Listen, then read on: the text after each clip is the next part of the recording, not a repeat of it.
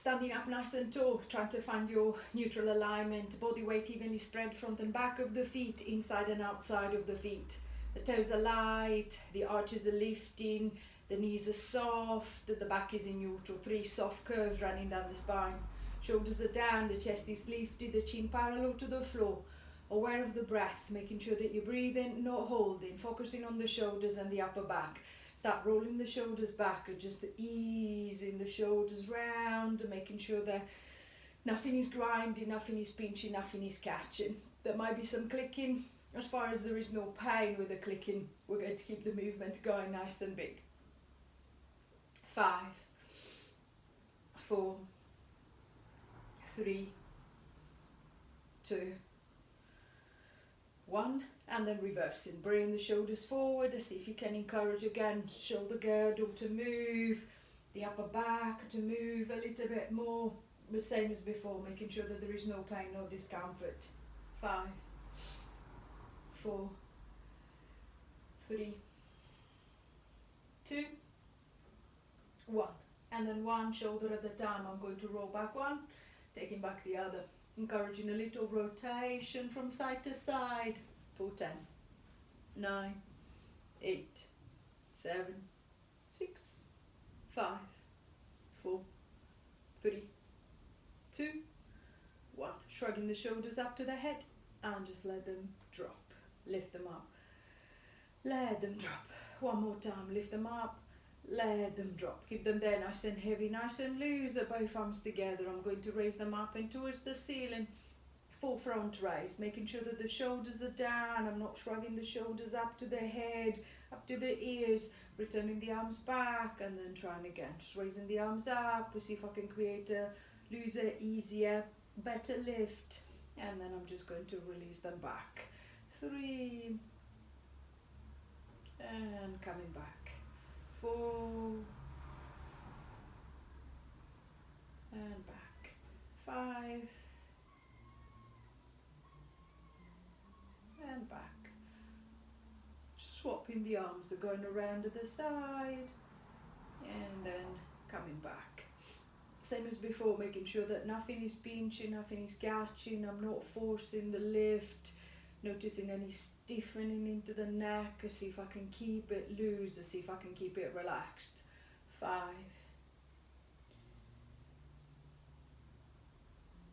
4, 3, 2, last one, and releasing back, giving the shoulders a little bit of a roll. It's a little bit more movement through the shoulder girdle. It's trying to see if we can start adding into the back or two. Stepping the feet are nice and close together, see if you can get them so close that they're touching. And then this time just scooping the right arm round to the side, bringing it up and towards the ceiling. I'm going to flex it to the side. Just following through one way, coming back, and then scooping the left up and over, and then I'm going to flex the other way. Noticing the hips and noticing the legs. The back, if the back is stiffer, the tendency will be for the hips to start rotating forward and back. So instead of flexing to the side, I'll end up almost like a leaning backwards, creating that pinching, that discomfort into the lower back.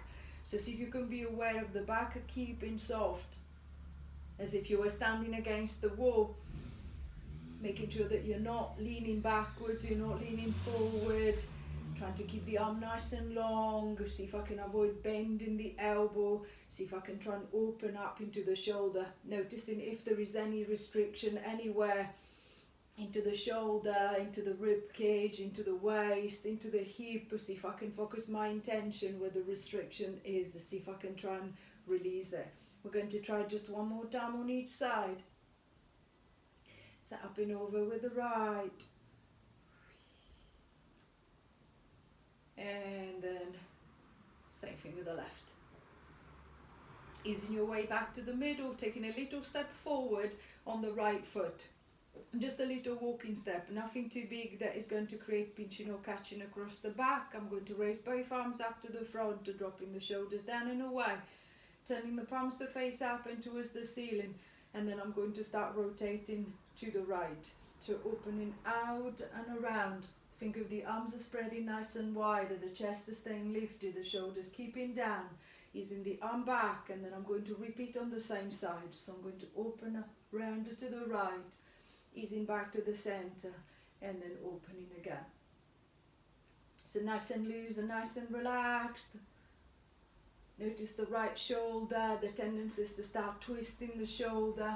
See if you can, instead of thinking of leading with the arm, think of leading with the rib cage. So I'm going to create a nice rotation, and then the rotation is taking the arm around. The shoulder is down, the neck is long, is loose. See if you can be aware of the hips are keeping still, making sure that they're not coming around with you. So it's not the hips that are turning, it's just the back. 2 more. Last one. And releasing back, releasing the arms down, swapping the legs around, stepping forward on the left foot, similar distance or just a little walking step, raising the arms up to the front, dropping the shoulders down, and then opening up with the left side. I'm going to rotate to the left, easing my way back, and then I'm going to rotate my way around again. So same as you did on the other side, making sure that the movement feels loose, that the movement feels relaxed. I'm not forcing anything, there shouldn't be any pain. The hips are facing forward, the shoulders are down. See if I can think of a nice relaxed position for the head and the neck. Looking after that left shoulder behind you, making sure that you're not forcing it, you're not twisting it. 3 more. 2, 1, and releasing back, releasing the arms, releasing the shoulders. There's a little bit more movement into the upper back. I'm going to start getting the legs involved as well, stepping the feet back to about the hips width apart, parallel and pointing forward. I'm going to come up with both arms, as raising the arms up to the front, coming up into a front raise. As the arms are dropped down, I'm going to bend the knees, and then rounding the back, I'm going to let myself fall forward. Then I'm going to ease my way back, and then I'm going to drop forward again. Think of a nice bouncy movement. Think of the legs like little springs that's bringing you back into your starting position. The back is nice and relaxed, that's making sure that it's not a dead drop, that is creating a massive pull in the back, creating pain, creating discomfort. Think of something that is helping you to relax into the upper, relax into the lower back as much as you can. Slowing it down if you need to, keeping the speed going, if that feels safe and comfortable enough for your back. 5, 4, 3, 2, 1, and releasing back, releasing the shoulders. There's a little bit more movement through the back, as some movement into the legs. I'm going to try and focus a little bit more onto the legs. Just trying to work into the pelvic stabilizers, the side of the hips and inner thigh, your glute mid and your adductors muscles. I'm going to shuffle the feet nice and close, and then bending the left knee, rolling up onto the ball of the foot, coming up onto the big toe. I'm going to try and make the big toe as light as possible, and then when I'm ready to do so, I'll be lifting it off the ground. As you're lifting it off, see if you can be aware of the pelvis, keeping level. So making sure that the hip doesn't start hitching up, it doesn't start tipping down, doesn't start rotating forward or back. So the upper body is nice and loose, the shoulders don't need to stiffen up. The upper body doesn't need to counterbalance. And then I'm going to try again. Same leg, same lift. I'm going to raise that leg up. Little lift, a big lift, whatever feels more comfortable. Just to see if you can be aware of the level through the hips. Imagine a spirit level balancing on top of your hips. See if you can keep the bubble right in the middle. So noticing that gentle tension into the side of the hip, through the inner thigh, helping you to decide how much tipping up or down the pelvis needs to hold to keep you into that upright position. Once that you feel that you've got a little bit more control over the balance, then we're going to start adding the arm. So with that left leg coming up, I'm going to start raising the right arm. So opposite sides at the same time. The arm has got a longer way to go, so with the leg I'm going to try and slow down and wait for the arm to be able to get to the top of that lift, to the top of the raise. So slowing down the movement, think of, you want to become strong, not just at the top of that lift and at the bottom. You want to try and build your strength throughout the all of the range. So halfway down, a quarter of the way down, 3/4 of the way down, a 12th of the way down. I want to be able to hold, stop, and then still preserve my balance. So see if I can try and slow down that lift, or slow down the leg on the way up and on the way down. And then if you feel that you keep losing the balance and it's always around the same point, that's obviously an area that you need to be working on. So see if you can focus on that range, or see if you can build that strength. We're going to switch the load. I'm going to stay on the left leg lifting, but this time I'm going to lift it with the left arm. As you're now moving the left arm and the left leg together, the load is different. So the first few movements might be feeling a little bit wobbly. So again, giving yourself a little bit more time to adjust to the wobble, control that wobble, so that you don't lose the balance. 5,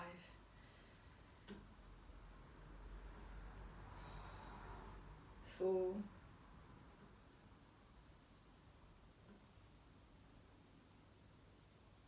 3,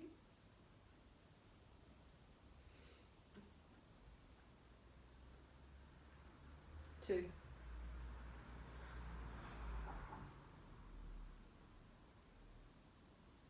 last one, and releasing back, releasing the leg, releasing the hip, the foot, and noticing where you feel it the most.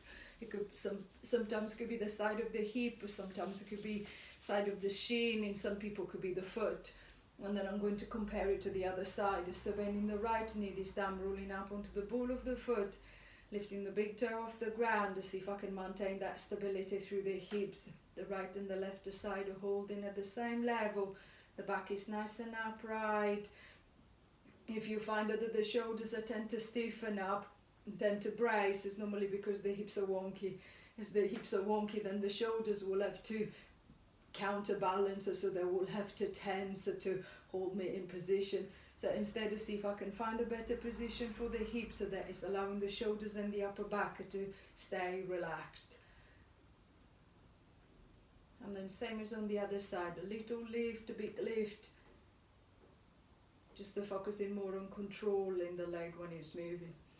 Once that you're happy that you've got a little bit more control over the balance, then we're going to start adding the arm. So opposite sides are first. So with the right leg, I'm going to raise my left arm, easing them back, and then trying again, slowing down the leg, waiting for the arm to be able to reach all the way, waiting for the arm to come back all the way, and then I'm going to try that again. So noticing how this leg feels compared to the other side. I might find that the hip is already aching, or I feel that the foot is fatiguing, or I might find that on this side I feel that I can go forever. See if I can maintain the control throughout. And then on the next one again, I'm going to switch the load to the other side. So picking up the right arm with the right leg, and then easing it back. Relaxed into the shoulder, still holding that nice upright position, and then trying to maintain that balance going as the leg, as the arm move up and down. 6, 5,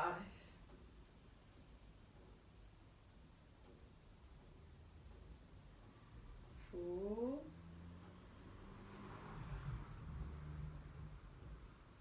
3,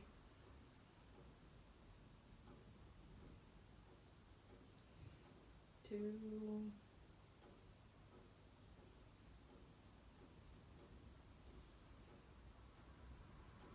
last one, and releasing back, releasing the hips, releasing the legs. This is a little bit more connection into the stabilizers, side of the hip, in the thigh, a little bit more on together. I'm going to start loading the legs, so stepping the feet anywhere between hips and shoulder width apart, parallel and pointing forward.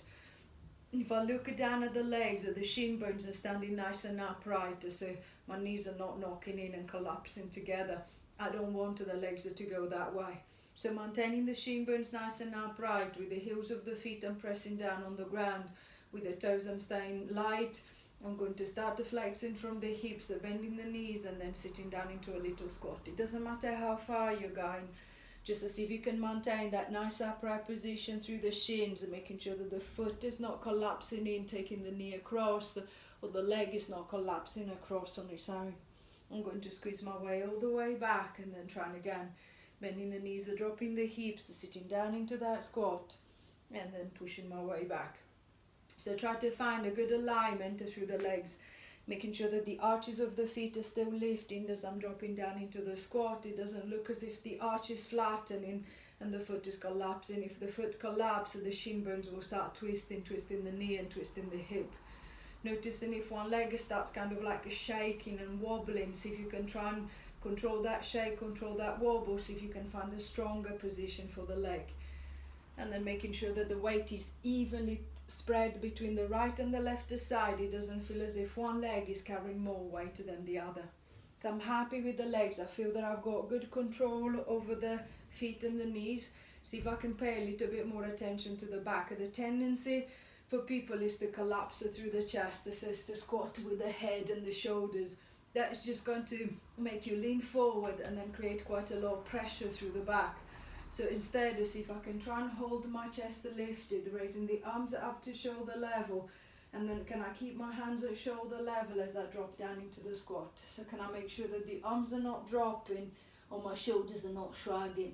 So see if I can maintain the lift through the chest. I'm going to ease my way back, and then I'm going to try again. Holding the hands at shoulders level, I'm going to drop my way down into that squat, and then pushing my way back. So little drop, big drop. Just focusing on your form. Every once in a while, checking that the legs are still maintaining that good alignment. You're not collapsing in, you're not twisting, you're not creating pressure through the hip or through the knee. If I feel comfortable enough with the movement and I feel that I can progress slightly, then instead of trying to hold the hands at shoulder level, see if I can progressively hold them higher, but making sure that as you're dropping down into the squat, the hands are still higher, they haven't dropped.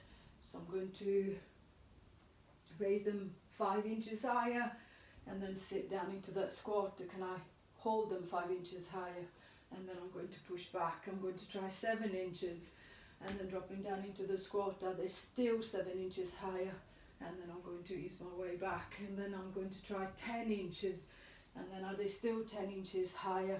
And then coming back until eventually I reach the point where I feel that I can't lift them any higher. I can't lift them any higher without dropping.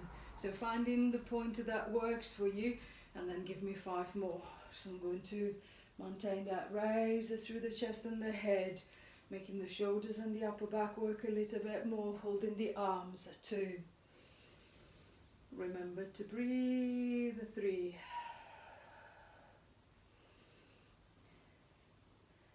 4.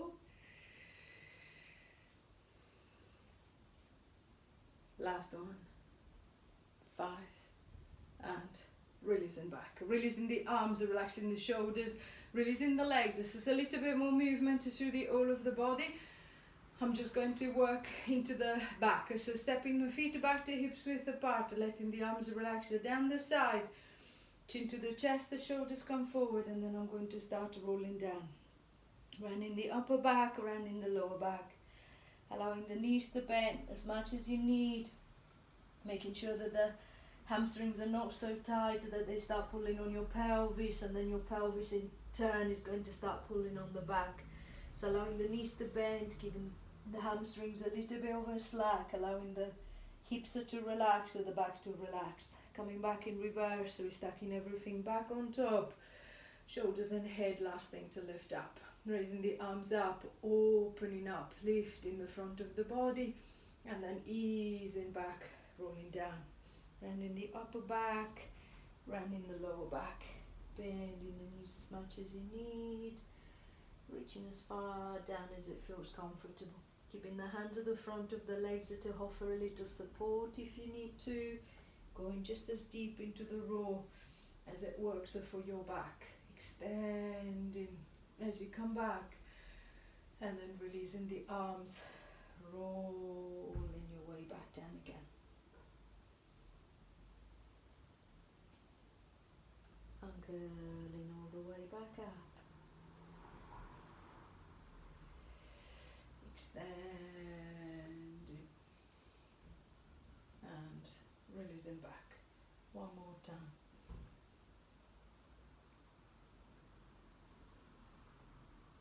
Bending the knees as much as you need. Walking the hands forward along the mat. Lowering the knees down. Preparing for your second part. So choose your next routine. I'll see you in a bit.